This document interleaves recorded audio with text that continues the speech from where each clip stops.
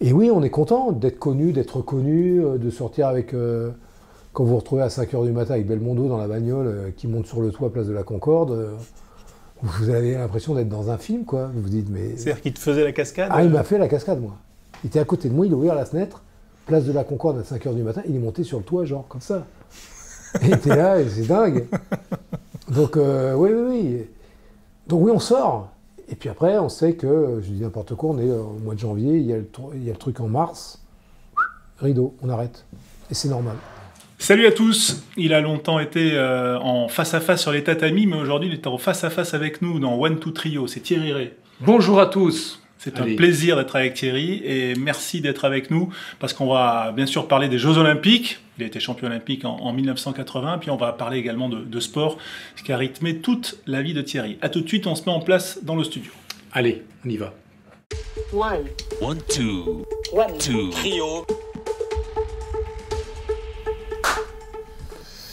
Ça tourne Kiwiwe, oh merde. avec Thierry Rey, donc...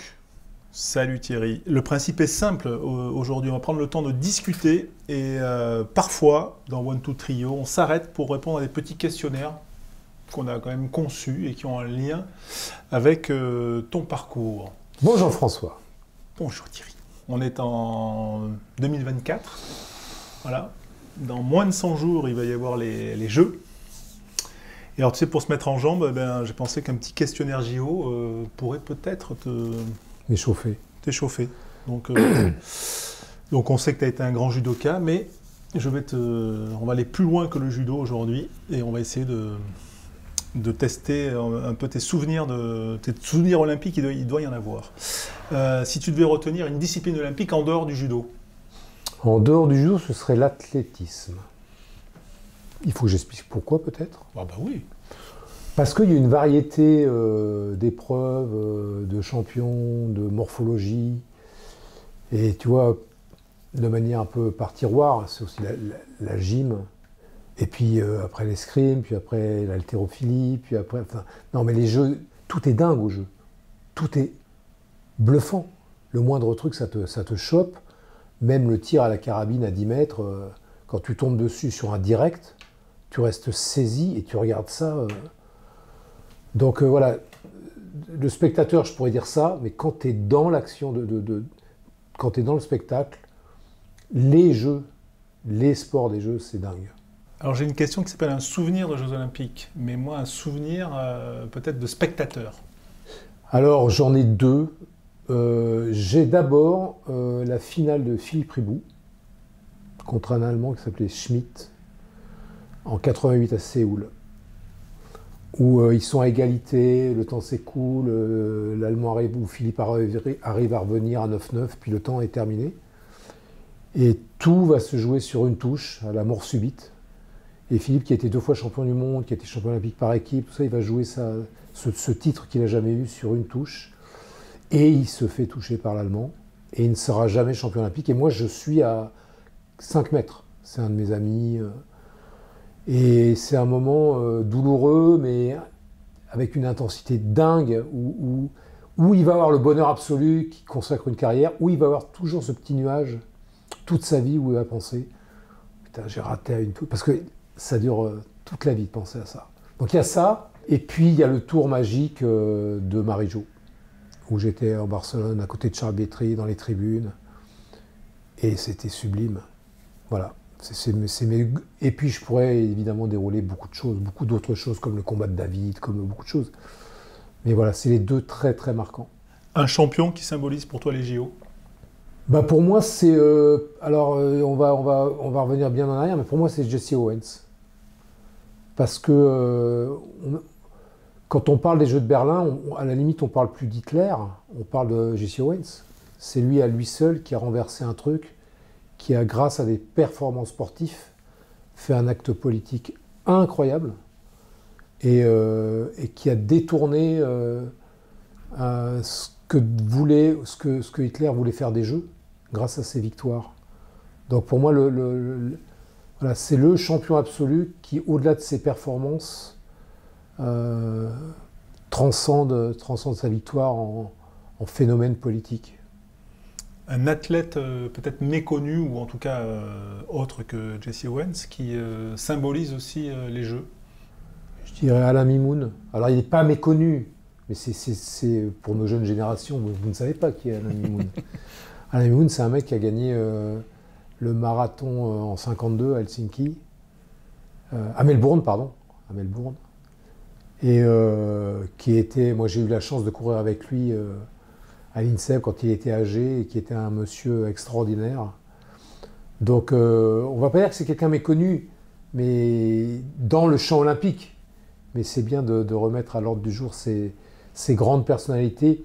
Évidemment, Alain Mimoun, il était d'origine algérienne, et puis il s'est engagé voilà, il était engagé au moment de la guerre 39-47, il a fait monter Cassino, il a été blessé de guerre. Il a eu la Légion d'honneur comme soldat, pas comme sportif. Et c'était un gaulliste incroyable et c'était une personnalité très marquante. Une épreuve olympique que t'aimes, là tu parlais du tir, enfin voilà, que seuls les Jeux, on va dire, nous réservent, parce que on met la lumière une fois tous les 4 ans.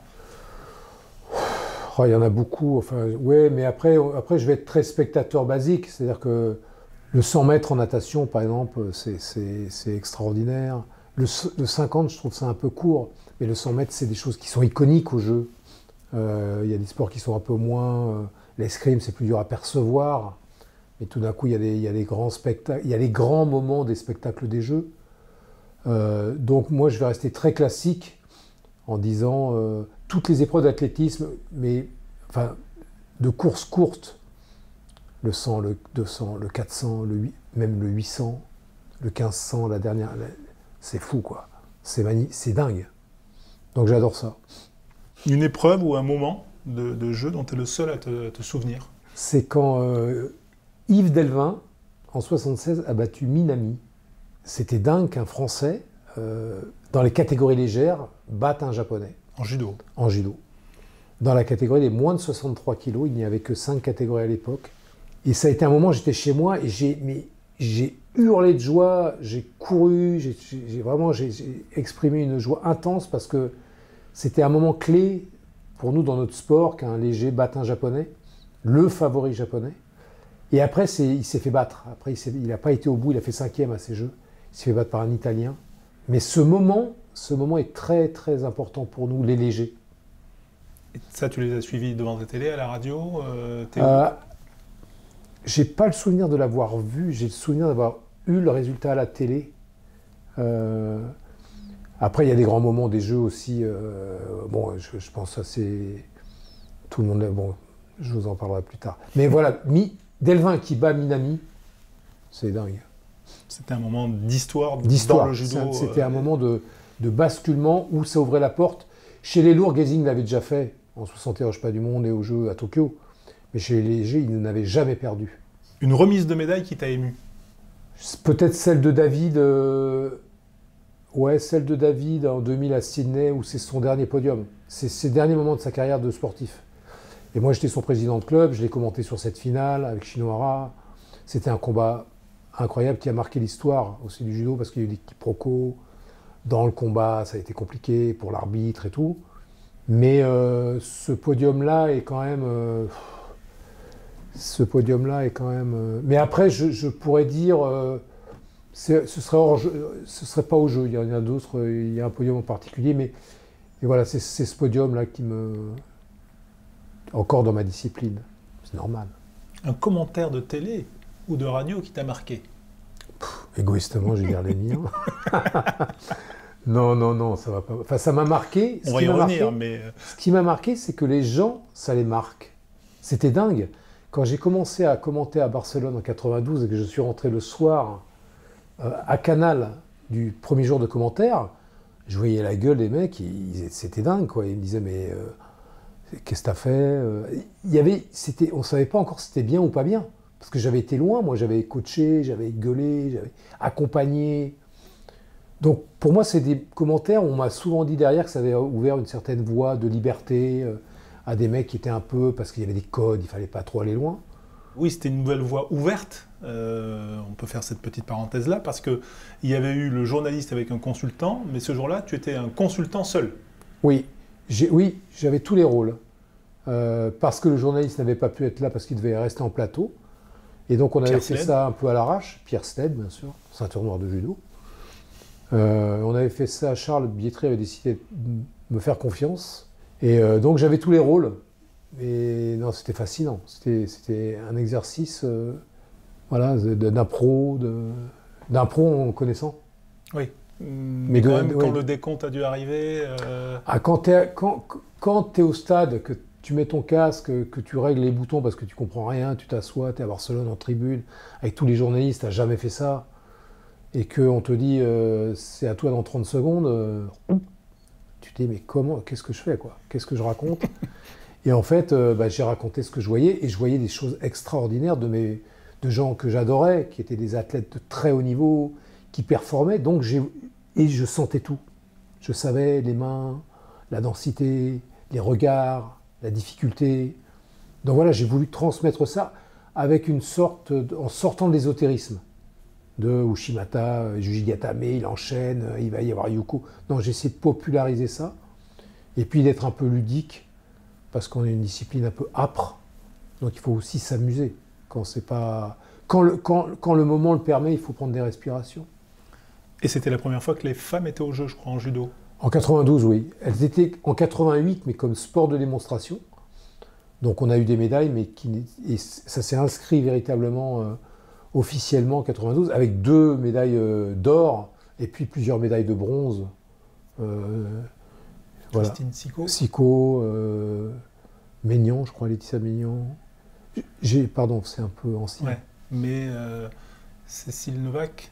Médaille d'or, Cathy Fleury, médaille d'or. Cathy Fleury, première médaille d'or française. Au drapeau. Un rouge, un blanc, le mec du centre qui donne la française. Sur quoi tient un titre olympique? Non, c'est chaud. T'en as vécu combien des Jeux au final? J'en ai vécu plein sous plein de formes. D'abord, j'ai vécu les miens. J'ai vécu en 88 quand j'étais en charge de la vie des athlètes au village, à Séoul. 92, Canal, 96, 2000, 2004, 2008, 2012 avec le président Hollande en étant conseiller. Paris 2024 à Rio. J'ai fait Sochi aussi, j'ai fait Athènes en étant parrain de l'équipe de France paralympique. J'ai fait Albertville en étant chargé de mission à Paris, aux Jeux. Et incroyablement, celui que je n'ai pas fait, c'est Tokyo. Le berceau du judo, au Budokan, qui est notre salle mythique. J'ai pas pu le faire parce que Covid, que des équipes techniques pour aller voir. Et donc, je n'ai pas été à Tokyo. 24, tu vas les vivre comment? Je vais les vivre avec plusieurs casquettes. J'ai commenté d'abord à la radio, avec Radio France, sur France Info, France Inter. Et je vais les vivre aussi pour Paris 2024, puisque je serai au village, au Club France, en charge des relations institutionnelles le soir. Et puis la semaine passée, après le judo, on verra, je me consacrerai plus à ma tâche avec Paris 2024, où il faut gérer tous ces instances politiques qui nous ont accompagnés pour faire les Jeux, pour créer les Jeux, pour les organiser.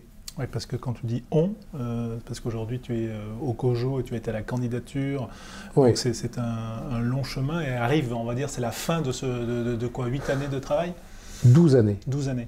Parce que quand je dis 12 années, c'est qu'en 2012, le président Hollande à Londres, devant un parterre du monde sportif, seul sur scène, a annoncé d'une phrase que si le mouvement sportif était capable de présenter une candidature qui avait du sens, qui retenait les erreurs du passé, qui était puissante, l'État accompagnerait. Et on sait combien l'État aujourd'hui, on le voit dans l'organisation, que ce soit avec le ministère de l'Intérieur, de la Justice, du Travail, de la Santé. Enfin, il y a 10 ministères qui sont monopolisés pour organiser les Jeux. L'État et l'État est avec nous. Donc, et l'État garantit les Jeux. Donc et après j'ai cheminé à travers les différences pour créer la candidature, puis à la candidature, puis à l'organisation. Donc on était 10, on est 3000. Donc c'est une belle aventure. Il a fallu le convaincre, le président Hollande, pour qu'il dise ça, ou non. Enfin, je veux dire, non. Non. On était au Jeu de la francophonie en 2013 et à la cérémonie d'ouverture, moi je reçois sur mon portable, je reçois Tokyo. Tokyo est nommé. Donc ça veut dire que les candidatures européennes ne l'auront pas ce coup-ci en 2020. Et je lui envoie ça, je lui dis Tokyo nommé. Et je reçois, il me dit on y va. Donc il n'y a pas eu besoin de le convaincre. Lui, je veux dire, la part du quinquennat de François Hollande, ça a été de créer les conditions d'une candidature puissante avec Valérie Fournéron, la ministre, qui a créé le CFSI, le comité à l'international, avec Bernard Lapassé, qui était président. On a relancé la dynamique. Parce que l'État a ouvert la voie. L'État aurait dit non, c'était même pas la peine d'y aller. Donc moi, je considère que le président Hollande, parce qu'il faut être clair avec les responsabilités des uns. Le président Macron a été formidable dès juillet à Lausanne pour il a porté la touche finale pour qu'on gagne. Juillet 2017. Juillet 2017. Puis après, jusqu'à aujourd'hui, pour qu'on offre de grands jeux. Mais c'est aussi pas les jeux de l'État, c'est aussi les jeux de la ville de Paris, parce que Anne Hidalgo s'est laissée convaincre et après a été très militante. C'est les jeux de Valérie Pécresse qui, au départ, n'était pas dans le jeu, puis a été élue et s'est mis avec tous les services de la région, puis la métropole, puis la Seine-Saint-Denis. Troussel, il est hyper... Et Marseille. Voilà, c'est pas les jeux d'un homme ou d'une femme, c'est les jeux d'un collectif. Voilà. Mais il y a quand même eu un collectif qui avait appris de la défaite de la candidature 2012, je crois que c'était en 2005. 2005, absolument. Ouais. Et le mouvement sportif a appris, le mouvement sportif a dû se mettre au diapason de ça, et avec le prérequis de sa présence en première ligne. D'où la présence d'un très grand dirigeant d'envergure mondiale, qui était Bernard Lapassé, qui avait fait venir le rugby à 7 au jeu, parce que le rugby était plus là au jeu depuis 1924, où il y a eu une célèbre finale avec les Américains où ils se sont mis des pignes tellement puissantes qu'il n'y a plus eu de jeu. Il n'y a plus de rugby au jeu. Et Bernard a convaincu les membres du CEO, donc il connaissait tout ce microcosme. Et puis Tony, qui est arrivé derrière, qui a été choisi. Moi, quand j'étais en poste, on a commencé à caster en disant qui on pourrait, etc. Et Tony est venu assez naturellement avec ses 3 titres. Et le parcours qu'il a. Donc voilà, il y avait ces 2 co-présidents pendant la candidature. Puis après, Bernard a dû aller se reposer pour des raisons de santé et Tony a pris le flambeau seul. Et il y avait unanimité autour de Bernard Lapassé ? Ah oui, oui, c'était une évidence. Bernard Lapassé à l'international, c'était une évidence. Bien qu'il ne soit pas du sérail du monde olympique, le fait qu'il ait convaincu les membres du CIO, parce qu'il y avait plusieurs disciplines qui voulaient rentrer au jeu. Donc il a planché devant les membres du CIO et il était bon. C'était un homme de consensus, c'était un vrai politique, Bernard. Moi, j'ai eu la chance de travailler longtemps avec lui. On était dans le même bureau, je l'ai beaucoup accompagné et c'était formidable. Et après, il a été touché par sa maladie, et on pense à lui, voilà, c'était un des artisans, c'était un des fondateurs, un des piliers de la réussite de Paris 2024. Ouais, ça s'est joué à Pékin, je crois que je me souviens l'avoir croisé dans les rues à Pékin, où il était en mission là, pour remettre le rugby dans le programme olympique, mais je crois que ça a beaucoup compté aussi avec le président Rogue, la Belge, qui avait joué au rugby. Absolument. Et qui était un Donc il faut savoir aussi d'où on vient, quand on vient de passer là, c'est marrant parce qu'on n'est plus qu'à un chiffre, à un nombre à 2 chiffres. On est à 98 jours aujourd'hui. Nous, on était il y a 7 ans, quand on a démarré en 2017. Et je ne parle pas des phases de candidature. Et voilà. Donc, il faut que ça arrive. On a très, très envie. Ouais, mais on n'est pas inquiet de l'après, parce qu'il va y avoir un grand vide. C'est un peu comme la petite mort du sportif, là, qui peut se profiler pour tous ceux du comité d'organisation. Alors, moi, non. Moi, ça va être la période du grand repos. Non, moi j'ai beaucoup de recul là-dessus. À titre personnel, ça ne va pas être du tout ça. Ça va être. Il faut qu'on réussisse chez eux, qu'on les livre, que ce soit un moment de rayonnement de la France et que ce soit très important, que ça nous dépasse quelque part. C'est pas seulement du sport, c'est qu'est-ce qu'on montre de nous, qu'est-ce qu'on montre de notre pays. Parce que les 20 000 journalistes accrédités qui vont venir, ils ne vont pas parler que des jeux. Ils vont parler du système de santé, du système éducatif, du système économique, de la France, c'est quoi ce pays qui est la première destination du monde. Donc voilà, il y a un vrai enjeu de rayonnement international. Après, d'un point de vue sportif, on a la chance sûrement d'avoir les Jeux de 2030 en ski, enfin en sport d'hiver. Donc on va s'inscrire, je l'espère, je le crois, dans une continuité pour affirmer qu'il faut faire plus de sport en France. Parce qu'il n'y a pas que les médailles, il n'y a pas les Jeux, ça sert aussi de déclencheur sur d'autres thématiques, notamment sociétales, qui sont avérées aujourd'hui. Je veux dire, la santé, de manière préventive, elle peut être aussi préemptée et réglée par un comportement de pratique sportive. Comment on mange, comment on bouge, Donc tout ça, c'est à nous de le promouvoir dans la société. Le vivre ensemble, comment on est dans un club, qu'on apprend à se connaître, à échanger, à respecter la règle. C'est pas du pipeau, ça. C'est la vérité pragmatique de l'opérationnel de la vie de chacun.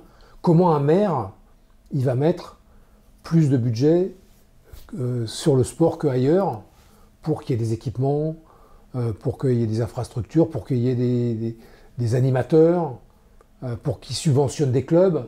Ça, c'est la vie concrète. Et ce ne sera pas les titres de champion olympique, mais ce sera la manière dont on vivra de manière comportementale le sport ou la pratique sportive. Toi, tu connais le sport de compétition, mais tu connais aussi, et notamment ton rapport avec les institutions locales, beaucoup les collectivités. Est-ce qu'on a un pays de sport? Est-ce qu'on a un pays sportif? Je sais que c'est un débat là, qui anime pas mal. Toi, tu te situes comment? Il y a très longtemps, c'est une formule qui disait on est un pays de sportifs, on n'est pas un pays de sport. Je pense que c'est vrai dans une forme de regard et d'intelligentsia. En France, on valorise énormément la culture. La culture, c'est quelque chose de très installé. Le sport, ça se gagne autrement, alors que sans le monde associatif, nos 3 millions de bénévoles, nos 180 000 associations, nos 16 millions de licenciés, nos 16 millions de pratiquants à côté, qui se recoupent, mais qu'est-ce qu'on ferait? Enfin, on sort de match, là, on a juste en regardant ce qu'on a vu au foot ou au rugby à 7, avec Dupont qui arrive, parce qu'il y a un éclairage plus sur le rugby à 7 en ce moment, ça rend dingue le sport. C'est un lien incroyable dans la vie des gens, dans les papas qui emmènent, les mamans, les trucs. C'est la vie, le sport. Donc, les Jeux doivent servir aussi à ça, à organiser le plus grand événement du monde où on va se régaler, on va avoir des trucs de dingo, des spectacles, ça va gagner, ça va claquer, ça va perdre, ça va truc. Et puis derrière, en amont, c'est qu'est-ce qu'on fait? Moi, je vais beaucoup en province, je travaille beaucoup avec les maires. Ils sont là, ils ont envie, ils se sentent concernés par les Jeux à Paris. C'est pas un truc qui est loin, c'est un truc qui leur permet de déclencher dans les écoles, avec leurs clubs. Voilà, c'est la vie de la cité. C'est dans la vie de la cité. Quand on travaille au COJO, qu'on y met, on va dire, toute son énergie, on n'est pas excédé un peu par le bashing des Jeux, là? C'est vrai qu'il n'y a pas un jour sans qu'on entende un truc sur les Jeux. Enfin, c'est... Alors, ça dépend des jours, ça dépend des moments, ça dépend des sujets. Parce que des fois, on peut être un sensei, un sage, en disant... Ouais, mais parfois, c'est très agaçant. Il y a un truc plus profond qui est agaçant. J'étais dans une discussion l'autre jour et quelqu'un a dit une phrase assez terrible. Les Français ne s'aiment pas. Les Français ne s'aiment pas. On n'aime pas la France, quoi. Le résultat, c'est ça, c'est qu'on est toujours en train de se tailler, ça va jamais. Et ça, c'est fatigant parce que quand on crée une affiche, c'est entre guillemets une œuvre d'art. Donc on sait que ça va déplaire à certains et ça va plaire à d'autres. Mais la polémique d'arriver parce qu'il n'y a pas la croix, et c'est pas la France. Non, les règles du CIO, c'est qu'il n'y a pas de signe ostentatoire, religieux ou politique dans une affiche. C'est comme ça, c'est la règle. Donc c'est pas parce que vous êtes de droite, d'extrême droite, foutez-nous la paix. Respectez la règle du jeu dans lequel on est. On est dans l'organisation des jeux. Donc arrêtez d'aller pleurer sur les plateaux de... C'est gavant. C'est gavant et c'est des polémiques inutiles sur les billets, quand vous parlez, ouais, les billets, c'est cher. Non, c'est pas cher. Oui, c'est cher, il y en a qui sont chers. Il y en a 20% qui sont à 200 € et plus. Mais il y en a à 50% de 10 millions qui sont à 50 € et moins. C'est factuel. C'est comme ça. Donc quand on a une billetterie mondiale et que le mec au Japon, il chope des billets à 35 €, il ne va pas clamer qu'il a attrapé des billets. Et les stades seront pleins. Donc non, les billets, oui, il y en a des chers, mais il y en a des pas chers. Et à un moment donné, il faut payer cette compétition. Donc c'est Oui, il y a des choses qui sont agaçantes. Et il y a surtout on a envie de rétablir pas des vérités, mais des choses qui sont... Des faits. Des faits. Quand tu étais à Lagny, que tu étais donc en région parisienne, est-ce que tu rêvais des Jeux Olympiques? Ah oui, et oui. si oui, à partir de quand? Ouh là là, mais moi je rêvais des Jeux Olympiques très petits. Oui, 72, je dois avoir 13 ans, Guy Druth, qui est médaille d'argent contre Milburn. Et puis surtout, je commence à être pas mal en judo. En minime, j'ai 12-13 ans, je suis 3e au championnat de France, je fais des stages. Et mon père, un jour, il me chope et il me dit un jour tu seras champion olympique. Je lui dis, mais de quoi tu me parles? Non. Il n'était pas judoka? Pas du tout, pas du tout. Mais c'était un grand sportif. Il n'arrêtait pas tout, le foot, le tennis, la course. Il a fait, à 78 ans, il a fait le tourmalet sur l'équipe du Tour. Donc oui, c'était quelqu'un de très engagé sportivement, d'abord même par rapport à lui. Et il me dit cette phrase. En fait, il a peut-être ouvert un truc, mais moi, voilà, j'allais voir l'équipe de France, j'allais voir les champions, le tournoi de Paris, je faisais signer des autographes à Rouget, à Angelo Parisi, à 13 ans, et 5 ans après, je me suis retrouvé en équipe de France avec eux à 18 ans. Donc oui, je rêvais, je ne savais pas du tout ce qu'il allait advenir, bien évidemment, mais je rêvais d'être en équipe de France avec ce coq et ce survêt, et partir au Japon, et oui, c'était mon rêve absolu. Mais pourquoi le judo? Parce qu'à cette époque, on n'en voit pas à la télé, ou très peu. C'est quoi le déclencheur? Alors le déclencheur, c'est la base de tout ce que les mômes y vivent quand une maman ou un papa emmène la première fois sur le sport éducatif. Le judo, c'est éducatif. Il y a le mec diplômé d'État avec sa ceinture noire qui va, de manière très parascolaire, vous apprendre le mot en japonais, le mot... Et puis la manière de travailler aussi en promotion avec quelqu'un, un partenaire. Il faut vraiment, c'est très éducatif. Mais c'est à l'école ou c'est au club? Au club. Où évidemment je traîne les pieds, je me demande ce que je fous là, c'est horrible, ça pue. Enfin, ça sent une odeur que je ne connais pas en tout cas. Oui. Avec un kimono bizarre, tout rêche. Puis j'ai 9 ans, je fais moins de 30 kilos, je suis une espèce de crevette, il fait froid. Vraiment, je déteste ça. Mais après, ça tient aussi au prof, qui tout d'un coup est un grand monsieur qui vous parle, qui vous emmène, qui vous intéresse. Et puis ça m'amuse tout d'un coup de mettre mon pied là, de voir un mec qui veut me faucher, c'est moi qui le fais tomber. Et là, ça me plaît, ça commence à me plaire, et puis je me fais des potes et tout. Alors qu'au foot, par exemple, il n'y avait pas tous ces aspects techniques. On n'apprenait pas à faire un crochet, on n'apprenait pas... Voilà, on vous prenait, il y avait des bénévoles très engagés, mais il n'y avait pas de techniciens. Et le dimanche, j'étais sur mon aile gauche à attendre le ballon, à me cailler le cul. Alors qu'au judo, j'étais actif, des randonnées, le machin... C'était couvert. Ouais, oui, c'était couvert, il faisait bon. Non, voilà, j'ai été embarqué par assez rapidement, au bout de 2-3 mois.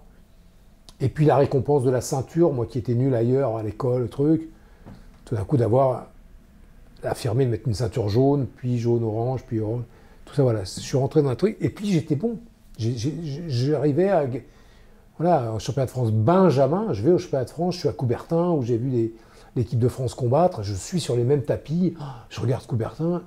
Voilà, je suis au championnat de France. Donc, pour un môme, c'est très... Voilà, je me suis fait happer, quoi. C'était gratifiant. Ton entraîneur de l'époque, c'est Jean-François Bonnet? Ouais. Jean-François Bonnet, qui était toute une histoire avec Jean-François Bonnet. Ce serait beaucoup trop long ici, mais c'était un être double, qui était un mec extraordinaire, dans tous les sens du terme, qui avait des côtés... il prenait tous les risques pour que ça marche, et puis il faisait des trucs insensés pour parfois que ça ne marche pas. Au point où il a quand même pris tes médailles. Ça, oui. C'est quand même un truc... Ah oui. Enfin, c'est pas qu'il ait pris mes médailles, c'est que à la fin de ma carrière, je me suis dit, j'ai fait tout mon parcours dans ce club, et donc je vais... donc à Lagny-sur-Marne. À Lagny-sur-Marne, où j'ai commencé le judo à 9 ans, et je suis resté... Alors j'aurais pu partir au Racing, à la CBB et tout. Et je vois Jean-François et je lui dis, tiens, je te donne mes médailles, je voudrais que tu fasses faire des répliques pour que on les mette au club, on les offre au club. Et il me dit oui, il prend mes médailles, il embarque mes médailles, et je n'ai jamais revu mes médailles. Donc ça a été vraiment une blessure et qu'on ne fasse pas attention à ces objets. qui était quand même très... Quand tu dis tes médailles, c'est médaille d'or de Moscou, Jeux Olympiques, ouais, et médaille de champion du monde. Alors, je les ai retrouvés. Enfin, je les ai retrouvés. J'ai récupéré exactement les mêmes. Nelson Payou, qui était le président du comité olympique français, je lui ai raconté, il m'a dit « T'inquiète pas, mon petit », avec son mégot là. De Bordeaux. Voilà, il a vu avec le comité olympique russe et il m'a ramené la même médaille exactement, qui m'a une médaille olympique, de champion olympique. Mais c'est pas celle qu'on t'a mis autour du cou c'est pas celle qu'on m'a mis autour le du jour cou. J. Voilà. Et ma médaille de champion du monde, la même, avec marqué moins de 60 kilos, tout, fait par un grand armurier français, non je déconne, par un grand, je sais pas comment on dit, bijoutier français, Arthur Bertrand, pour ne pas le nommer, comme on dit. Et donc j'ai mes deux médailles qui sont... parce qu'en fait, quand on les met autour du cou, ça dure à peu près 20 secondes. Hein. Vous met ça, vous écoutez, après vous les enlevez. Mais j'ai pas les vrais. Ce qui n'est pas très grave. Hein. Mais c'est symbolique. On est tous dans le... Quand je file mes médailles à quelqu'un, je lui donne une part de moi. Il faut qu'il y fasse attention. Parce que je lui fais conf. Donc s'il dérive de cette confiance, ça implique des choses où on n'est pas très en phase après. Est-ce qu'il t'a avoué ce qu'il en avait fait? Non, j'ai jamais su. Lui-même semblait ne pas trop savoir. Non. Donc, est-ce que c'est aussi lié à l'époque où on accordait peut-être moins d'importance à l'objet en tant que tel? Non, on a accordé beaucoup d'importance à l'objet. Une médaille olympique ou une médaille de champion du monde, c'est quelque chose. Non, on a toujours accordé une importance plus que... D'ailleurs, pour les sports par équipe, par exemple, où je vois qu'en F1, là, ils en mettent des médailles maintenant aux pilotes, où il y a cette espèce de truc où on t'enfile des médailles à l'appel des mecs qui montent à la tribune au rugby ou au foot, et on sent que les athlètes, ils s'en foutent un peu des médailles.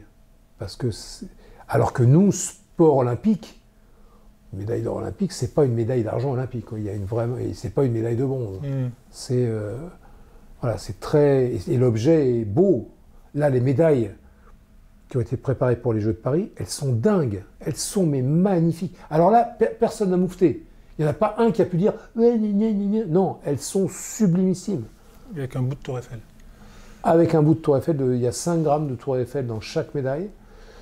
Et Chaumet, pour ne pas le citer, a fait un boulot mais extraordinaire pour les Olympiques et pour les Paralympiques. Vraiment, c'est un objet de collection. Vraiment, c'est magnifique. Juste quand même sur Jean-François Bonnet, parce que c'est intéressant. C'est dans le livre Cette vie chez Stock, où tu racontes ta vie et qui est vraiment... c'est assez passionnant.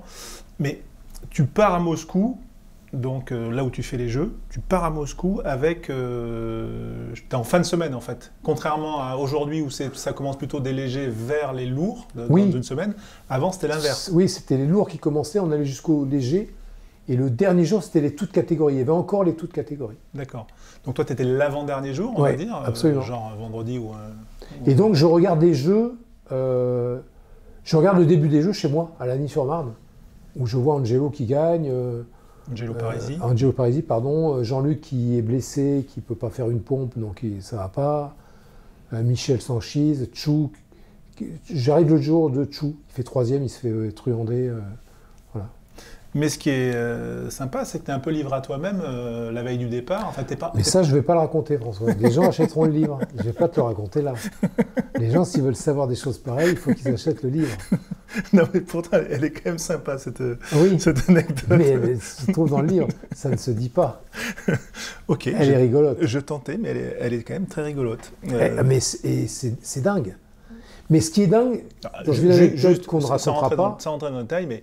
En gros, la veille du départ, tu dors... Je suis surtout tout seul. Tu es tout seul à Orly. Tout seul à Orly, je suis champion du monde, je suis tout seul à Orly, je ne sais pas quoi faire, et j'ai Jean-François qui vient me chercher, et qui m'emmène respirer un peu la vie. Et je reviens à mon hôtel tout seul. Aujourd'hui, c'est impossible, ça n'arriverait jamais.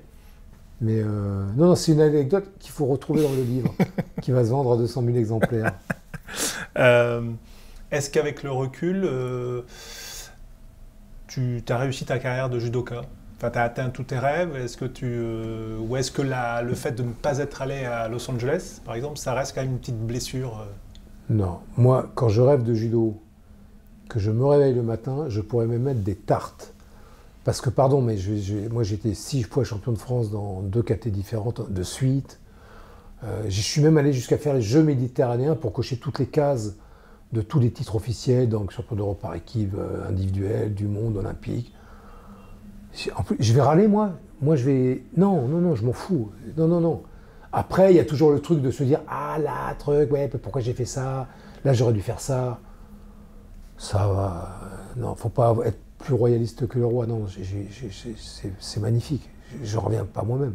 Et le fait d'avoir arrêté à 3 mois de Los Angeles? C'est la vie du sport. C'est dur quand même. C'est très dur quand on a... Mais on était Parce que tu dois changer de catégorie à ce moment-là, et donc tu es en concurrence avec Marc-Alexandre à ce moment-là. Non, je changeais de catégorie après les Jeux. Ouais, de 80. De 80, je suis monté en moins de 65. Donc je prends encore du poids, je fais 72 kilos, j'ai 7 kilos à perdre. Et je commence mon année, tout de suite, je n'arrête pas. En 81, je fais les championnats de France et je deviens champion de France. Je fais les championnats d'Europe et je bats le champion olympique des moins de 65 alors que je monte moi de la KT. Je bats le 3e, donc ouais, je suis plein de bourre. 82, je suis champion de France. 83, on est champion d'Europe. Je suis champion d'Europe par équipe en 81 ou 82. 83, je suis champion d'Europe. Je fais 5e au championnat du monde. Et les Jeux arrivent. Et au championnat de France, c'est une catégorie de tueurs à gages. Il y a Marc-Alexandre, il y a Yves Delvin, il y a Enseigne.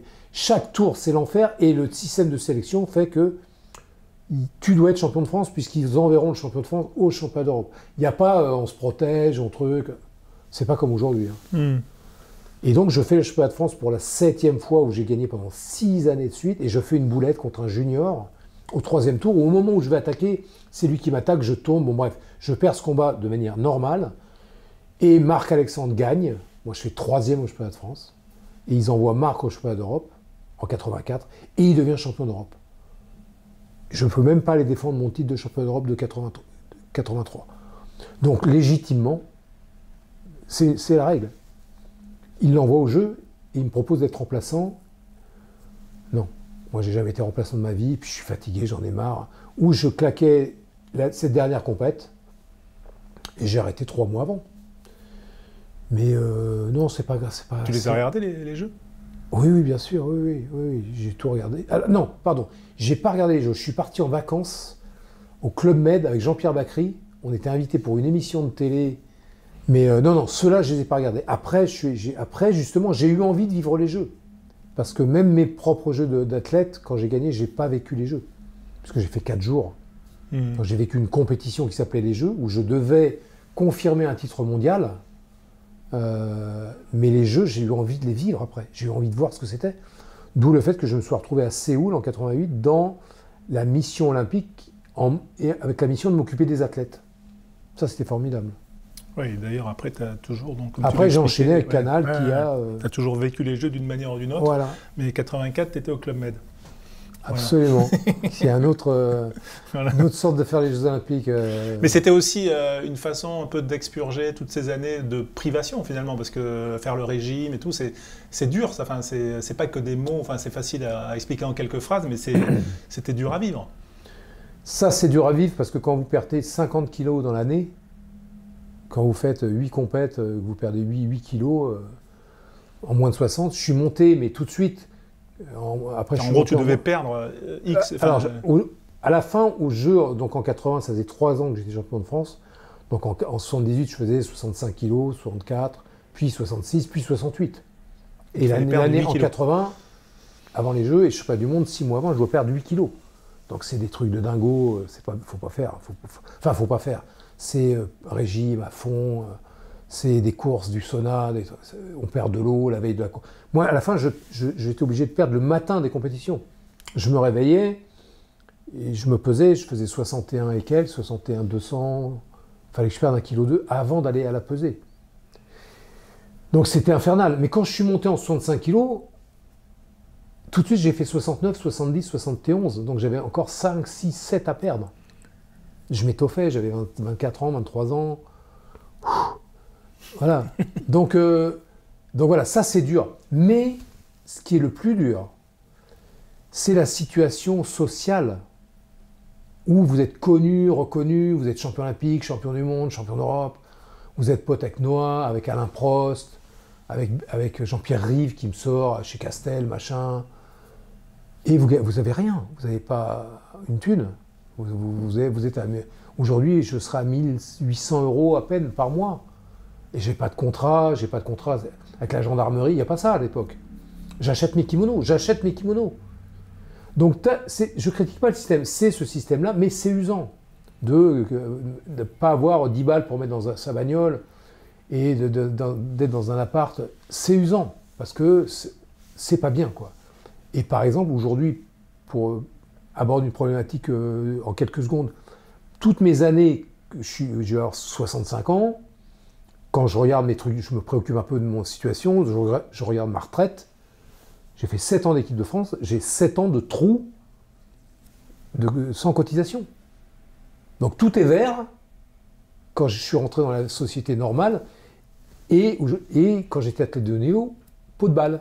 Alors qu'aujourd'hui, le système a fait que les athlètes, ils sont aussi dans des systèmes d'entreprise, mais aujourd'hui, c'est le système, c'est comme ça. Mais c'est fatigant à le vivre quand vous vous réveillez le matin et que vous dites putain, ça va quoi. Alors un jour vous partez, un jour vous en avez marre, et puis ça s'arrête, vous savez que ça va s'arrêter, vous êtes fatigué, vous êtes toujours dans le même système. Vous êtes toujours dans le même système. Championnat de France, tournoi de Paris, tournoi de machin, tournoi de BC, le Japon, le truc. Moi j'ai dit à Jean-Luc Rouget qui était devenu entraîneur, trouve-moi. Les gens ne sont pas protégés. Aujourd'hui, Teddy, par exemple, Riner, il est, entre guillemets, protégé, et c'est normal par rapport à son statut. C'est-à-dire qu'il va s'entraîner en Mongolie, il va, je sais pas où, seul avec son entraîneur, il va... Nous, on n'avait pas ça. Nous, on était à l'INSEP, et... Voilà. Ce qui est quand même assez particulier, puisqu'il y a toute ta catégorie, tous tes concurrents, tous ceux qui veulent ta place, en gros, qui sont tes partenaires en entraînement. Mais ça rejoint... Je pense que les sportifs de club, par exemple, on le voit, là, il y en a qui changent de club, en rugby, en foot. Mbappé, c'est normal qu'il se barre. Il leur a donné 7 ans de sa vie au PSG. C'est pas l'argent, c'est pas le truc, c'est qu'il a envie d'avoir un nouveau challenge sportif. Il a envie de vivre autre chose, c'est normal. On peut pas lui en vouloir. Et en rugby, pareil, quand Toulon, à Toulouse, à truc, c'est normal. On peut aller respirer. Oui. Entraîner, c'était pas... Non, surtout pas. Je ne voulais pas rester sur un tatami toute ma vie à faire Ushimata, à faire... Non. Et il y en a qui le font très bien. Et heureusement qu'il y en a, c'est un sacerdoce. C'est merveilleux, les athlètes qui se dédient à ça et qui ont cette acuité, cette attention de s'occuper des autres. Moi, je dis chapeau, je suis très admiratif.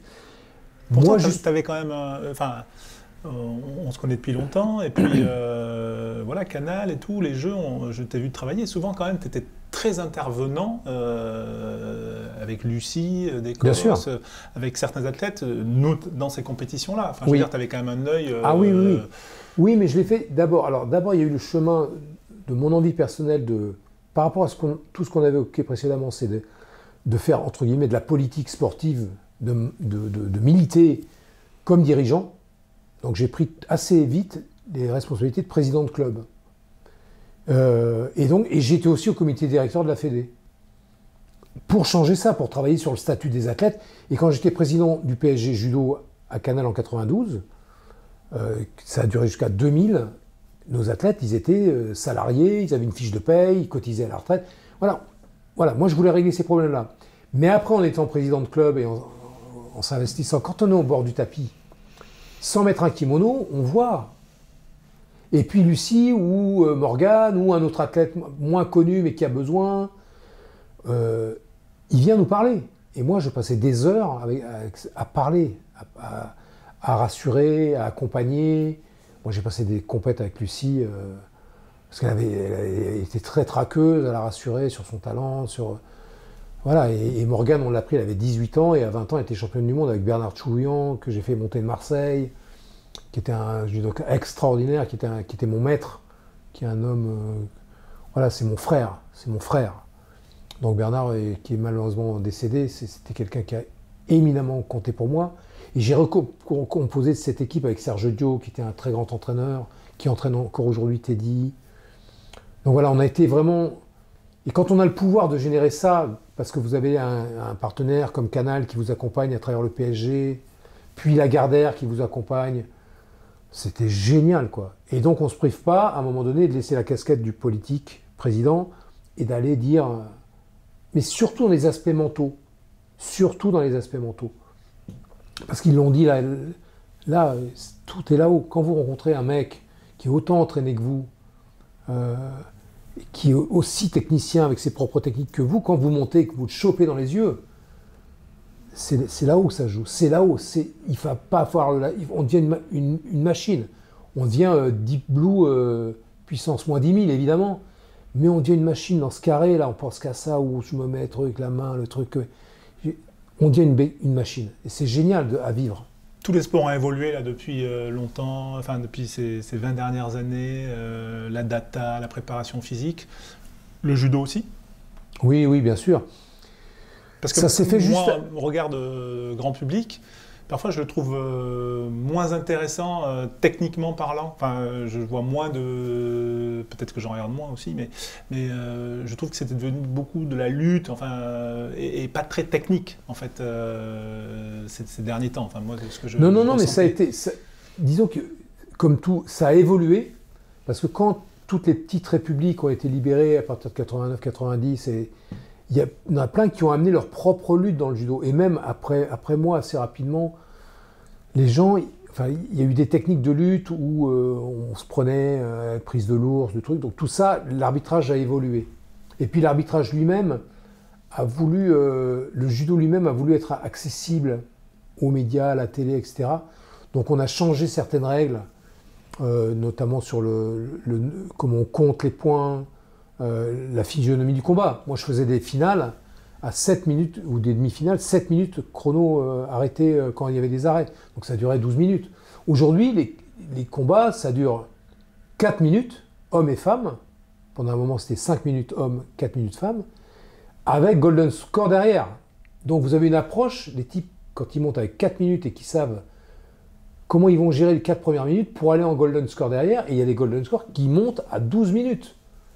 Donc on est sur d'autres trucs. Et puis, il n'y a plus de Coca, il n'y a plus de Yuko. Là, on rentre un peu dans la technique, mais la valorisation de la chute est beaucoup plus accessible. Nous, avant, un Coca, c'est vous tombiez sur les fesses. Le Yuko, c'était le long du corps. Le Wazari, c'était... Aujourd'hui, tout est Wazari dès qu'on tombe. Donc, il y a une autre approche. Et puis, la puissance des moulinettes, de la non-combativité. Aujourd'hui, on pouvait beaucoup plus s'installer. Avant, on pouvait beaucoup plus s'installer dans le combat, prendre le temps. Aujourd'hui, au bout de 30 secondes, on considère que vous n'êtes pas actif, moulinette, 3 moulinettes, vous sortez. Moi, j'aurais adoré ça. Oh, putain, pardon, mais moi, je me lais tellement la gueule des mecs qu'ils auraient chopé des moulinettes. Alors, après, avec l'arbitrage, ils auraient agi autrement. Mais il y a des types, ils faisaient tout un combat sans rien foutre, ils mettaient juste de vérin, ils attendaient juste de vous contrer. Et ils n'avaient aucune moulinette. Alors qu'aujourd'hui, il faut que les deux soient actifs. On va faire un petit questionnaire tiens, sur Thierry et le judo d'aujourd'hui. Voilà. Tiens, avant de faire le petit questionnaire, juste en quelques mots, pourquoi Teddy Riner dure autant et pourquoi est-il si fort? Parce que je pense qu'il a eu plusieurs carrières dans sa carrière. D'abord, ça a été un jeune plein de talent de 18 ans qui a été champion du monde à 18 ans en 2007 à Rio. Puis à partir de 2011, il devient un vrai judo. Et puis il gagne, tout ça il gagne parce qu'il a du talent, il a l'envie, il a le truc. Puis après, il devient un sublime judoka techniquement, qui met, par exemple à Paris en 2011, il met 5 pions différents, 5 techniques différentes. Sur ces 5 combats, il met 5 hippons. Et puis il y a moins d'adversité dans la catégorie. En 2012, quand il devient champion olympique, c'est un Russe qui a été champion du monde en 2001 qui fait la finale avec lui. Donc, et puis après, troisième partie de la carrière, il est plus ancien, il gère, il s'entraîne, il part à l'étranger. Et il y a plein de jeunes qui arrivent hyper forts. Là, il est dans une caté de dingue. Là, c'est dur. Mais... Et puis il a pris du poids, il s'est étoffé. C'est quand on le revoit, son titre dans les années 2010, 2008, 2009, il est beaucoup plus mince. Il doit faire 120. Là, il est à 135, 140. S'il se laisse aller, il monte à 165. C'est une bestiace. Et puis, il est très judo. Il a fait progresser son judo. Il est monstrueux. C'est un très, très, très, très grand champion. Et puis, de durée. Les lourds autorisent ça. Parce que les lourds, il n'a pas besoin de faire les championnats de France pour se qualifier. Championnat d'Europe, il s'en fout. Donc, il fait 2-3 compètes par an qui ciblent bien. Il s'entraîne beaucoup. Parce qu'on ne le voit pas beaucoup, mais ça demande beaucoup, beaucoup d'entraînement. C'est pas comme les sports collectifs qui font des championnats tous les week-ends, avec le top 14, la Ligue 1. Non, nous, on s'entraîne dans l'ombre pendant des mois, et tout d'un coup, le jour J, il faut être là pour faire 5 combats. Et donc Teddy fait tout ça, comme tous les autres d'ailleurs. Ton dernier frisson de spectateur, d'amateur de judo, qui t'a fait vibrer? Oh, c'est le titre par équipe à Tokyo. D'aller battre les Japonais chez eux, avec Ono dans l'équipe. C'était génial, parce que Clarisse Agbenienou, elle est championne en moins de 63 kilos, elle rencontre la championne de Tokyo, en moins de 70 kilos, et elle la claque. Et voilà, ça a été génial d'aller battre les Japonais chez eux, dans le Budokan, qui est la salle mythique, où il y a eu les Jeux de Tokyo en 64, c'est dingue. T'es devant ta télé? Ouais, c'était dingue. C'était magnifique. Alors, ce petit questionnaire, Thierry Rey et le judo d'aujourd'hui. Un judoka d'aujourd'hui avec lequel tu aurais aimé combattre? Oh, Teddy Riner. Non, mais parce que quand je dis ça, c'est que Teddy Riner ou un autre, mais un de mes rêves irréalisables, ça aurait été qu'un je sais pas, on me donne, comment on appelle ça, un baguette magique? Oui, ou un mec qui sort un génie, un bon génie, m'autorise à être poids lourd un jour. J'aurais adoré aller mettre ma main sur un poids lourd, avoir la puissance de voir c'est quoi leur judo. Ouais, j'aurais adoré ça, être lourd un jour. Avec ta connaissance de léger, ta malice de léger. Absolument. Un entraîneur d'aujourd'hui pour qui tu aimerais combattre? Alors, pas l'équipe de France, parce que je connais, enfin, il n'y a pas de... Ou alors peut-être Lucie, qui était entraîneuse chez les filles, les moins de 23, les jeunes. Donc ça peut être intéressant de voir comment une athlète qui était un peu tellement classieuse et parfois un peu rétive et passer de l'autre côté, ça pourrait être rigolo. Mais oui, j'irais bien au Japon. J'irais bien voir au Japon comment Shinohara ou comment voilà, les anciens gèrent leur équipe. Un arbitre ou des arbitres qui pourraient te faire péter les plombs? Non, on ne pète pas les plombs au judo, messieurs, dames. Au judo, on accepte, on prend sur soi et on accepte douloureusement, parfois Non, on ne pète pas les plombs, nous. On ne parle pas à l'arbitre. On salue, on se tait, sinon on est dehors direct. Donc aucun. Et on peut c'est pas culturel. Faire une déclaration et dire qu'on n'a pas été d'accord avec l'arbitrage? Non. Non. On est frustré, on est en larmes, on rage, on met des coups de latte, mais on ne dit pas et on... Non.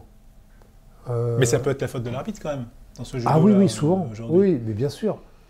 Ça peut être la faute de l'arbitre. Mais je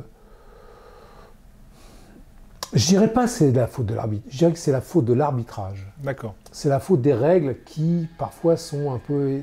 Mais non, on respecte. Franchement, c'est dans notre culture que de accepter. Un club d'aujourd'hui dans lequel tu aimerais combattre? Le club que je créerai demain. Non, il n'y en a pas. Enfin, il n'y en a pas un qui me fait rêver particulièrement, parce que chacun, dans ses particularités, sont intéressants. Mais ce serait, moi qui ai eu la chance d'être président dans des clubs Alliance Judo 77, qui est devenu PSG, où il y avait David, il y avait Jamel, il y avait Cécile Novak, et il y avait plein d'autres athlètes que je ne citerai pas parce que les gens ne les connaissent pas. Ça a été fabuleux, Lagardère, Lucie, Teddy, Morgane, c'était dingue. Donc ça, recréer ça, oui, ce serait rigolo. Et c'est plus possible? Non, je crois que j'ai le sentiment d'avoir pas mal donné de ce point de vue. Tu t'es lancé il y a quelques années, 2-3 ans, dans l'olympisme étant toujours ton fil rouge. tu t'es lancé dans une aventure politique qui était la présidence du CNO. Oui. D'abord, qu'est-ce que tu as retiré de ça? On peut dire que ça n'avait pas fonctionné au final, oui. voilà, mais ça t'a pris quand même beaucoup de temps. Est-ce que tu le referais et tu retires quoi de cette expérience? Parce que c'est l'une des rares fois où tu es allé faire de la politique, entre guillemets. Bon, là, c'était relié au sport, mais c'était... Ça a été une expérience formidable. Moi, j'ai adoré faire ce chemin, cette proposition. J'ai écrit un bouquin, alors vraiment, il y a 45 pages, hein, mais qui était une sorte de déclaration intentionnelle de ce que je voulais produire. Après, ça n'a absolument pas... C'est déceptif, parce que... Enfin, pas pour moi, pour le sport en général. Moi, je considère que ce que je proposais, ça tenait vachement bien la route. Et j'ai pas perdu sur le discours politique. J'ai perdu sur des arrangements, sur un président du CNO qui voulait tout tenir encore derrière et qui l'a prouvé. On a perdu 2 ans parce que Brigitte a été élue, puis elle a été obligée de partir. Enfin, au CNO, c'est lamentable, quoi. C'est lamentable. On a perdu 2 ans, alors que c'est eux qui doivent reprendre le flambeau de Paris 2024. Paris 2024, ça va fermer. Le mouvement sportif, toutes les fédés sont dans le CNO. Donc le CNO a une responsabilité aujourd'hui. Il y a David Lapartien qui a récupéré la présidence, mais l'action, elle sera à post-jeu. Donc, oui, je regrette de ne pas avoir pu mettre en œuvre ce que je proposais, parce que je considère, mais réellement, alors là, j'en ai rien à foutre, il n'y a pas d'humilité, il n'y a rien. Il n'y a pas à en avoir, que ce que je proposais, c'était la solution. L'élection était avant la présidentielle, il y avait 2 jeux à venir, il y avait les Jeux d'hiver, les Jeux d'été de Tokyo à venir. Il y avait une vraie manière de se positionner dans un discours politique construit pour faire en sorte que le sport et l'activité sportive soient plus écoutées, plus présentes en France. Et on a perdu 2 ans à cause de gens qui ont vu que leur intérêt particulier. Je trouve ça pas bien. Il faut savoir s'élever à un moment donné. Et c'est regrettable. Est-ce que justement, après les Jeux, là, le sport, il ne va pas redevenir ce qu'il est, c'est-à-dire une petite variable, un peu d'ajustement? Il va y avoir sans doute un engouement populaire, médiatique et tout, puis après, et budgétairement, et politiquement, est-ce qu'on peut le redouter, ça? On peut le redouter. Il y a quelque chose il y a un phénomène qui peut nous permettre de continuer, c'est les Jeux de 2030, les Jeux d'hiver en 2030, qui vont encore nous permettre d'être réveillés sur le message à passer. Après, moi, pour moi, il y a vraiment 2 champs. Il y a la responsabilité de l'État, où les budgets, on sait, sur le budget de cette année, il y a encore 50 millions d'euros qui vont partir, alors qu'on a un budget qui a 0, voilà. Donc ça, c'est historique, c'est comme ça. L'État met des agents, accompagne les infrastructures, mais les budgets sont... C'est ridicule. Et c'est pour ça que quand je dis qu'il y a 2 choses, moi, le sport, il n'est pas là. L'État gère la norme, les fédés. Le sport, il est dans les villes, il est dans les départements, il est dans les régions. Et c'est ces budgets-là qu'il faut préempter. C'est convaincre un maire d'une ville de 15 000 ou 35 000 ou de 200 000 habitants de mettre 3% de son budget pour qu'il y ait des parcs, que les gens puissent courir, que les gens puissent, en sortant du bureau, aller se balader. S'il y a un fleuve ou une rivière, qui puisse aller faire du canoë. Voilà, c'est ça le sport. Et c'est eux qui décident. Là, on n'a pas besoin de l'État. On a besoin de l'État peut-être, ou du département, qui aura son équipe de champions, pour que les mecs, quand ils ont 18 ans ou 16 ans, ils ne se barrent pas dans un club parisien, mais qui restent, s'ils ont un petit budget, qui puissent continuer à rester dans le club, en province. Voilà, ça, c'est des politiques régionales, de territoire. On n'a pas besoin de l'État pour ça. Donc, moi, je le vois sur les territoires. C'est là où il faut insister. C'est pour ça que le label Terre de Jeux, il est important. La tournée des drapeaux, elle est importante. Dans le cadre de Paris 2024, pour aller d'abord saluer ce qui se fait sur les territoires, parce qu'il y a beaucoup de choses qui se font. Le sport, il est là, il est présent. Et puis continuer à faire en sorte que les gens soient convaincus que l'avenir, il est aussi là, mais de manière personnelle, induite. Quand on se lève le matin, c'est...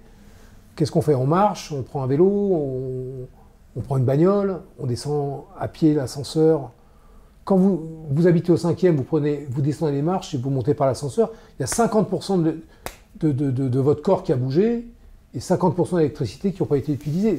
C'est tout con, mais c'est la vie. Et si ça démultiplie par 63 millions de Français, ben voilà, on vit autrement. On vit autrement.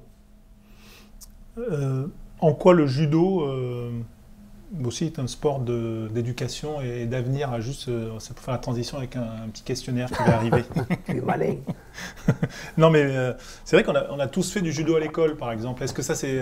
bon, le sport à l'école, il y a tout un débat, on va pas... Oui. Ça peut être long, mais, oui. mais le judo à l'école, il a toujours été présent. Est-ce que c'était une stratégie? Est-ce que c'était parce que les profs de gym étaient, eux, d'anciens judokas? Ou comment... Non, mais je crois que ça revient à ce qu'on disait au début, c'est-à-dire que l'image, au-delà du moment de compétition des quelques élites, l'image véhiculée par le judo, c'est rassurant. Ne serait-ce que la salle. La salle, il fait chaud, on n'est pas le long d'une barrière à se peler le cul le 25 novembre avec les mamans ou les papas qui gueulent. Non, c'est rassurant, il y a un tapis. Il y a ce monsieur en kimono blanc qui a une ceinture, il est diplômé d'État. Il y a une pédagogie où on fait même commencer les petits à 4 ans parce qu'il y a le baby judo, donc ils sont mignons dans leur truc. Et puis, c'est aussi pardon, mais la lutte est vraiment moins regardée par les gens. Mais c'est quand même les deux sports où on se chope, on s'attrape. Où on s'écoute. Si vous voulez faire un mouvement de judo, vous ne pouvez pas le faire si l'autre, il ne vous aide pas à le faire. Donc, de manière réelle, physique, il y a cette manière de vivre avec l'autre, de travailler. Il y a le salut, comment on respecte, comment on se regarde.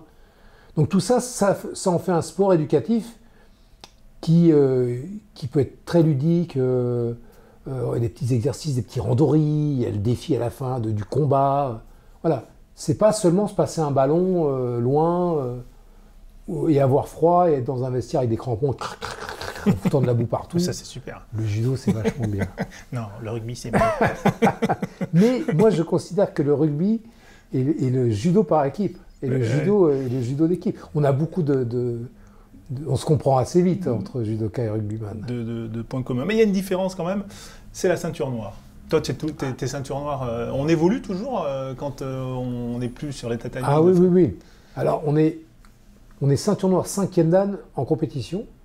Et après, il y a on devient un maître, on devient ceinture noire 6e, 7e, 8e, mais rouge et blanche. Alors rouge et blanche, c'est 6e, 7e, 8e. Rouge, c'est 9e et 10e. Donc là, on est près du trou, on est très vieux. Moi, je suis 8e. Je suis 8e dan. Mais tu passes des examens? Non. Alors moi, non. 6e, oui. 7e, oui. 8e, 7e, maintenant, ils veulent mettre en place des examens. Mais en fait, c'est un grade qui est décerné pour service rendu à la cause du judo. Et connaissance, et intérêt, et qu'est-ce qu'on fait pour le judo. Donc il y en a qui font sur le tapis, il y en a qui sont entraîneurs, puis il y en a, moi je considère faire pour le judo d'une autre manière. Et peut-être qu'un jour j'aurai mon 9e dan, mais je n'attends pas particulièrement, j'avoue que je m'en fous un peu. Tout ça n'est pas mais très tu mets grave. le kimono, ça t'arrive d'aller... Non, je le mets une fois par an, normalement aux vœux. Nous on a un truc, les vœux... le 14 janvier en général, enfin la semaine du deuxième semaine de janvier, qui réunit tous les hauts gradés français. Mais non, je ne monte plus sur le tapis, parce que c'est un peu comme le rugby. On joue au rugby, mais si vous y a un match de rugby, il faut être plutôt en forme, ça fait monter la pompe, on se prend des tampons. Au judo, c'est pareil, on peut faire un peu de sol, un peu de machin. Moi, j'ai plus envie de me mettre dans le rouge. Moi, je veux marcher, courir, nager, faire du vélo, respirer de l'air, mais je ne veux plus me faire mal. Il y a combien de ceintures noires en France à peu près? Je sais pas. Ouais. Je sais pas, pardon, mais j'ai pas la réponse. Non. Mais du coup, on va faire un questionnaire ceinture noire. Le judoka ceinture noire, pas forcément connu du grand public, mais que tu respectes éminemment. Alors moi, l'évidence, c'est Thomas Pesquet. Thomas Pesquet, il est tout. Enfin, il est scientifique, il est athlète, il est astronaute, cosmonaute, spationaute. Il joue du clairon. Judokanote. Et ceinture noire. Ouais. Pour moi, c'est... Voilà. C'est pas mal. Fan de rugby aussi. Une pointure dans notre sport, ceinture noire de judo. D'un autre sport? Ouais. Alors, j'allais dire, je vais penser à Papa Rambourg, Robert Paparamborde, qui était un grand monsieur du rugby Ancien des pilier années droit. 75. Grand Chelem 77. 77, Jean-Pierre Rive, Scrella, toute cette équipe. Alors je pourrais citer d'autres plus récents, mais voilà, je vais garder juste. Ça me fait plaisir de dire son nom. Ouais, ouais. Robert Paparamborde. Paparamborde. Grand monsieur du rugby français, voilà, section paloise, puis c'est lui qui a redressé le Racing Club de France dans les années 80 en faisant venir Jean-Pierre Rive et en amenant le titre de 90 notamment. Et finale 87, tiens, le dirigeant de l'entreprise que tu connais peut-être, qui est ceinture noire de judo. Alors je crois que l'ancien président d'EDF, M. Mestralet, c'était EDF, c'est ça? Ouais. Je crois qu'il est ceinture noire. Mais je n'ai pas une connaissance aiguë des ceintures. Ils ont qu'à le claironner plus souvent d'ailleurs, s'en vanter plus souvent. Ouais. Le ceinturé le plus surprenant que tu as croisé. Alors, c'est pas une ceinture noire. Je vais baisser d'un cran, mais c'est à l'époque, dans les années 80, il y avait un imitateur qui s'appelait Thierry Leluron, qui s'est marié avec Coluche, c'est pour vous dire. Voilà, c'était un grand monsieur du showbiz de cette époque. Et il était ceinture marron.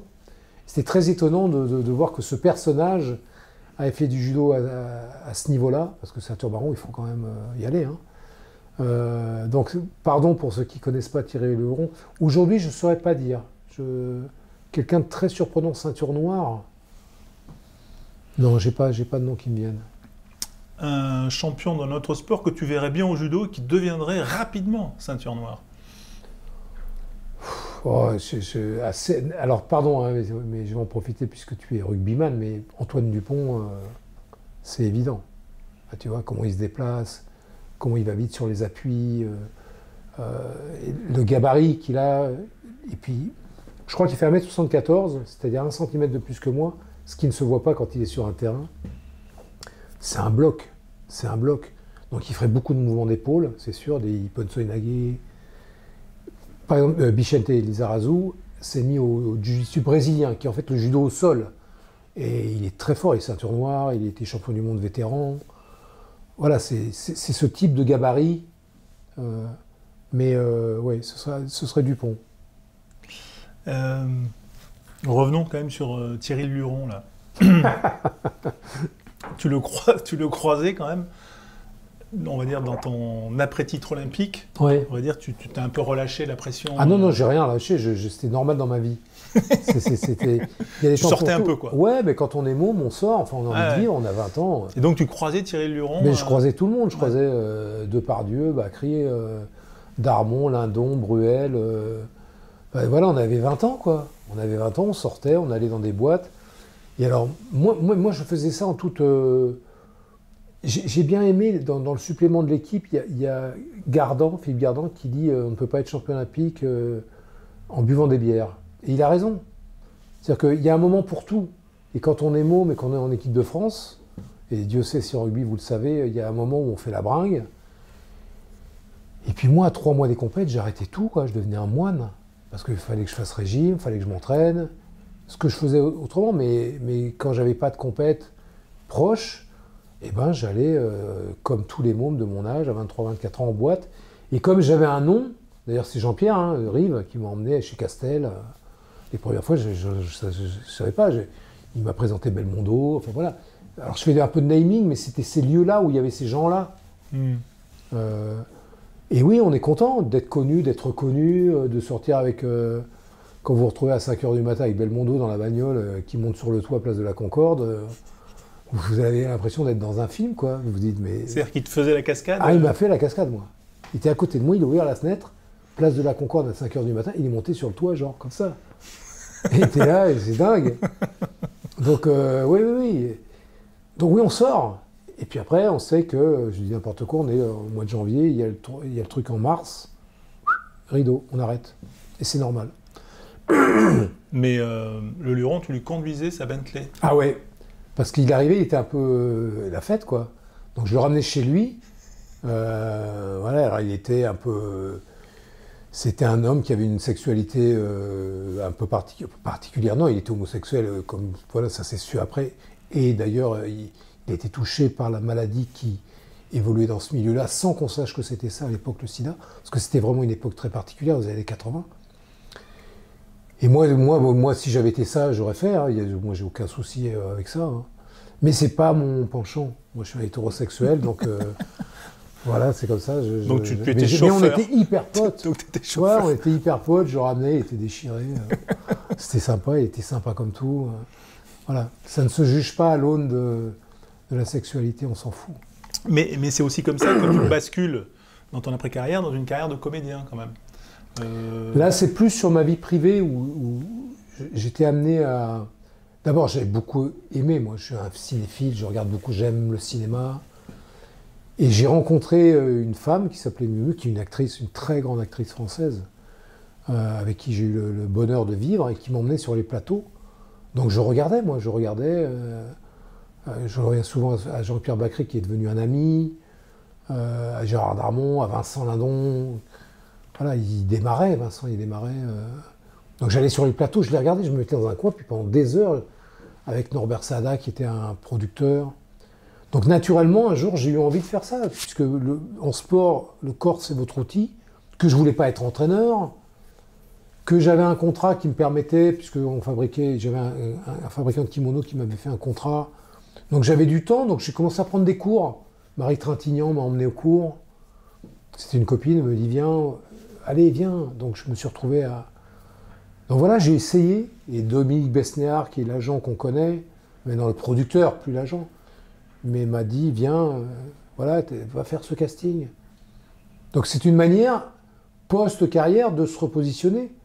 Moi ça m'amusait, et j'avais envie de faire ça. C'était intéressant. Plutôt que d'aller dans une entreprise, à vendre je sais pas quoi, ce que j'ai fait à un moment. Mais non, j'avais envie de continuer dans des chemins parallèles, comme l'est le monde du sport. Mais le casting, il faut s'y retrouver quand même dans le casting, parce que c'est une épreuve, on va dire... c'est une épreuve physique, mentale, mais comme en sport. C'est-à-dire que moi, je me considérais, j'avais pas de pudeur, j'avais pas de... Je démarrais quelque chose, j'avais 25 ans, et donc j'y allais. Et j'espérais qu'on me connaisse pas, pour être à égalité avec les autres, qu'il n'y ait pas, le judoka, le champion olympique. Et tant mieux, tu vois, Yannick Noah, s'il veut faire du cinéma, c'est Yannick Noah, quoi. Et moi, j'étais beaucoup moins connu. Donc ça me permettait de faire des castings, et où j'étais bon, où j'étais pas bon, avec le coup près d'un junior, comme un junior. Donc c'est vachement intéressant. Et surtout avec le challenge de recommencer un truc en se faisant peur. Et quand vous vous retrouvez après un casting, un tournage à Madère, et que vous vous retrouvez en face de Monsieur Michel Serrault pour la première fois de votre vie, vous allez jouer une scène, et vous avez Monsieur Serrault en face, là c'était comme si j'avais plus le trac que de rencontrer un Japonais. Parce que je savais moins, quand je rencontrais un Japonais, je savais ce que j'allais lui faire ou ce qu'il allait vouloir me faire. Serrault, je démarrais, quoi. Donc, mais c'est des moments de vie, c'est génial, c'est des moments d'une intensité... Quand on dit silence partout, moteur, et que vous allez devoir actionner votre truc avec un acteur de cette trempe-là, c'est fabuleux. Mais c'était dur parce qu'il n'y avait pas que des rôles, on va dire... Ah oui, parce qu'on démarre. Donc à l'époque, quand vous avez 25, 27, 30, évidemment, c'est ceux qui ont 35 ou 40 qui jouent les rôles de 30. C'est ceux de 50 qui jouent les rôles de 40. Donc quand vous avez 25, et puis il y a très peu de choses écrites pour ces hommes-là.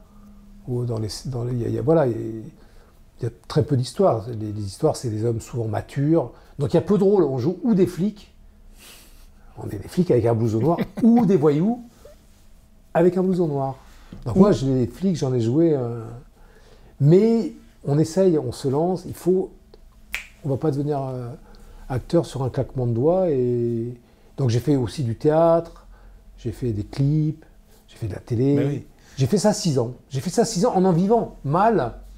Mais c'était mon métier. Et aujourd'hui, quand je regarde les trucs, j'ai tous les tournages avec les rôles, le matador, le machin.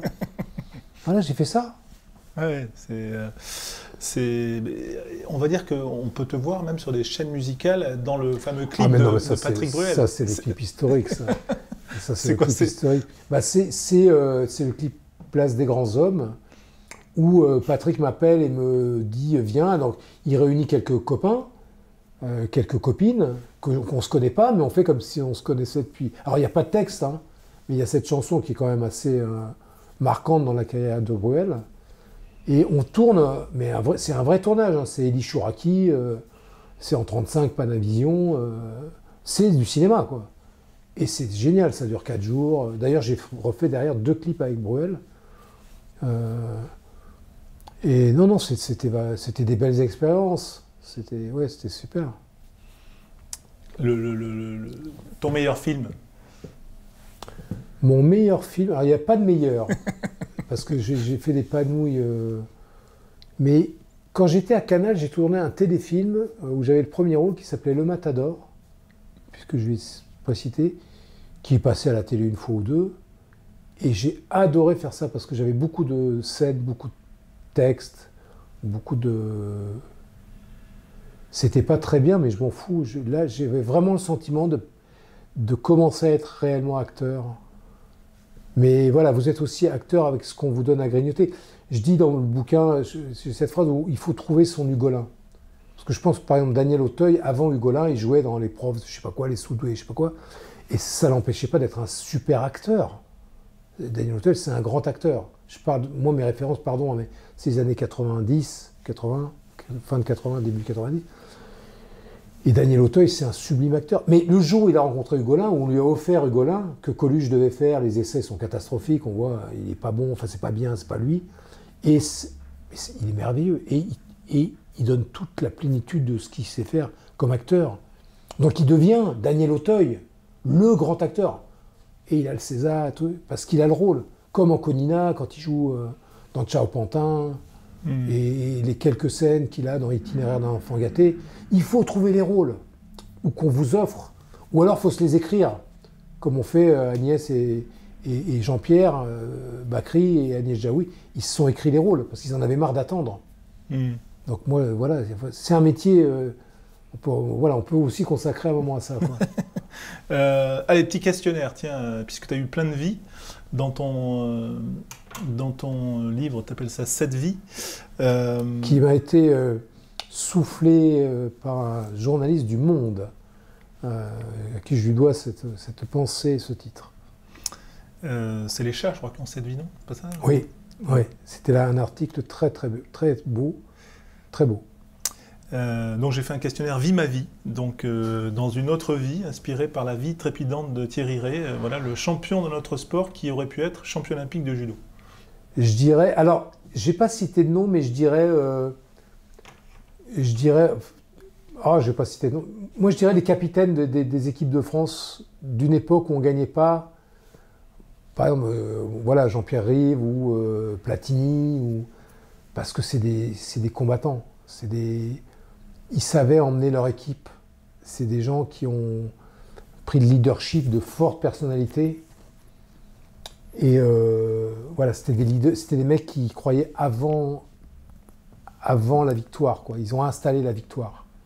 Donc, ou Richard Dacoury en basket, voilà, des mecs qui vous emmènent, qui sont entraînants. Le champion qui aurait pu être, comme toi, comédien. Ça va être une boutade, mais j'ai envie de dire Verratti. Je sais pas si... Il est champion d'Europe avec l'Italie.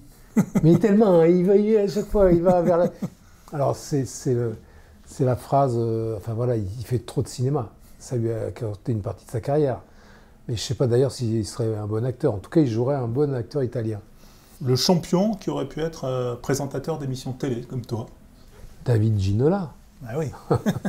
David Ginola, qui a fait de la présentation de télé. Ouais. Oui, David Ginola. Si on va prendre le champion actuel qui pourrait être un commentateur novateur comme tu l'as été. Je dirais pas plus le champion. Moi, j'aimerais bien voir un Guardiola, par exemple, derrière un micro. Parce que quand on le voit là, on voit les deux entraîneurs. On voit Ancelotti, qui a une gestuelle. Il est là, il est sobre, et on a l'autre qui est là, qui truc. Donc, lui foutre un casque et un micro, ce serait intéressant un jour de voir ce qu'il peut donner dans la dimension de partage. Oui. Le champion qui pourrait être président de club de judo. Peut-être Mbappé. Alors, voilà, je prends que des noms un peu très connus, mais Mbappé, parce que déjà, on voit comment il gère une équipe, comment il gère sa carrière, comment il sait parler 4 langues, comment voilà, il sait déjà sa fondation, il est très organisé. Donc il pourrait, je pense. Voilà, on sent qu'il sera plus ça qu'entraîneur. Ouais. Le champion qui pourrait être conseiller du président de la République. J'allais dire, j'attends de voir des champions qui s'engagent un peu politiquement, parce que pour être conseiller du président de la République, d'abord il faut qu'ils soient élus, leur champion, et puis il faut faire un chemin avec. Moi, voilà, j'ai une vie privée à côté d'un président de la République, mais ce n'était pas mon obédience politique, bien que je respecte, etc. Et je me suis engagé à côté d'un homme qui est devenu président de la République sans savoir s'il allait gagner ou pas. Et président Hollande, François Hollande, quand il a gagné, il m'a offert d'être son conseiller. Donc il faut avoir une démarche en amont de militantisme politique et avec un homme. Parce que c'est aussi la rencontre avec un homme. C'est pas que sur le discours. C'est aussi ce qu'il incarne. Alors, ça dépend des uns et des autres. Je ne peux pas définir ça. Le champion qui pourrait être conseiller spécial au comité d'organisation des JO ou tu vas participer à une candidature olympique? Alors, beaucoup. Beaucoup parce que moi, j'aurais aimé qu'il y ait plus de champions qui soient investis.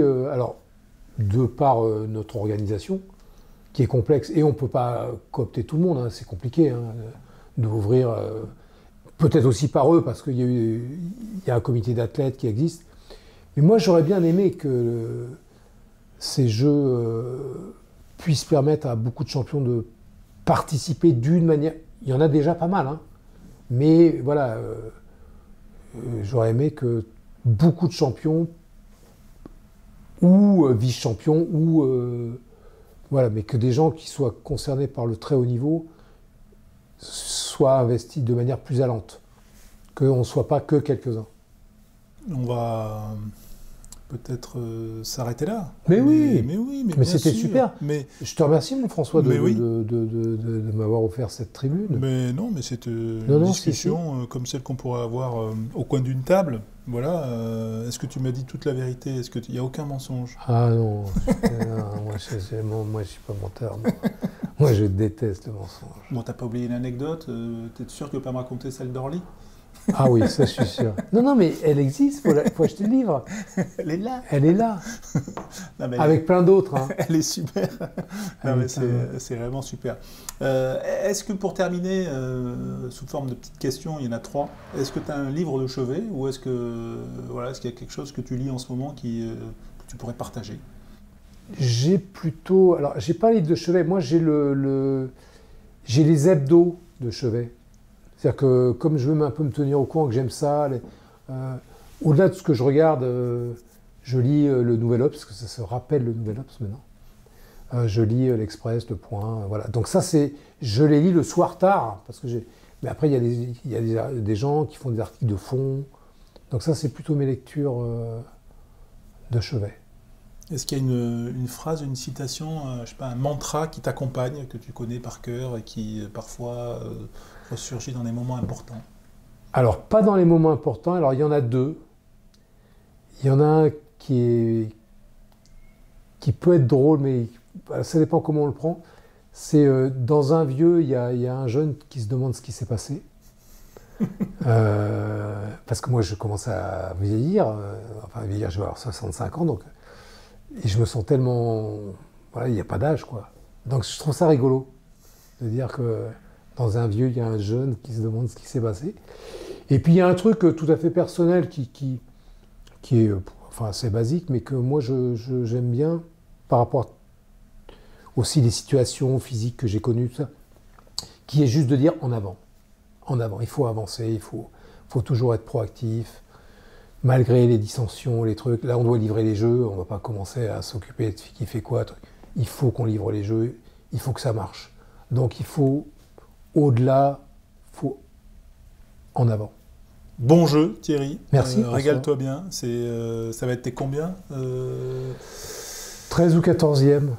13 ou 14e jeu, c'est toujours un événement exceptionnel et ouais, ça va être génial. Qu'on va suivre et j'espère que ça va être magnifique. Ouais, avec grand plaisir. Merci Thierry. Avec plaisir. One, two, trio.